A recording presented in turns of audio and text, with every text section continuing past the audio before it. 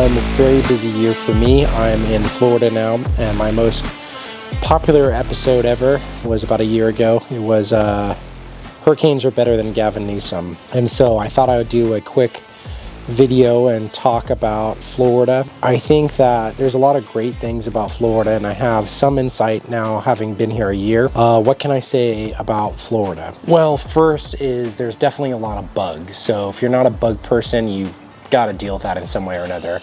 Luckily, it's not as bad as you'd think, but there's definitely a lot of bugs. Also, if you're afraid of gators, you've got to get over that. There are gators if you're going hunting, but not that big a deal. You barely ever see them. Okay, so now let's get to the meat and potatoes. Florida has a lot of air gun activity. So if you're looking to move to a state that has a lot of air gunners and a lot of air gun dealers and stuff like that, Florida is a great option. There's a lot of dealers here, and there's a lot of air gunners. There's a lot of matches going on. There's groups and all that kind of stuff. So there's a lot happening here. Now, when it comes to Florida, the one big caveat to me saying that it's an awesome place for air gunners, and this is a criticism of Florida, the forests here are so thick that if you don't live here, you don't really realize that. And when I mean thick, I mean thick. A lot of the forests here, when you walk around, are impenetrable. So thick that you really don't have a grasp of it. And when I was in California, I thought of Florida as most people do: Miami, condos, high rises, beach, and nothing can be further from the truth for most of Florida. Florida is a densely forested state, so you have to keep that in mind, because if you're going to go hunting, and I'm pretty big on hunting, it's definitely an obstacle. To find a clearing where you can shoot is very, very hard, and you need the clearing to see animals, for example, walking around, and you also need a clearing just to be able to target shoot. So if you want to target shoot on public land of any kind when you're permitted to, it is a very, very difficult thing. You have to be shooting into a field, and to do that you have to find a clearing of some kind. There are natural clearings that do happen in the forest here, and that's usually with pine forest. So pine forest, the pine itself has a lot of acid, so when it drops on the ground it prevents the underbrush from growing. But there has to be a cluster of pine trees to be able to make that blanket of pine needles to prevent underbrush in the first place. It can't be like a lone pine tree. So that's one thing. If you're looking for a field around here or a clearing, a natural clearing, you need to be finding pine trees. Something to say about the state forests here. The state forests are really awesome, but a lot of their income revenue is generated by the growth of pine trees. So in the state forest here, because they grow the pine trees are in rows. The rows are essentially as long or as wide as the state park is, and they will be about 12 feet apart. A lot of the pine needles will fall in that straight line, but not in the middle, and the undergrowth will grow up really fast, and all the shrubbery between those 12 feet.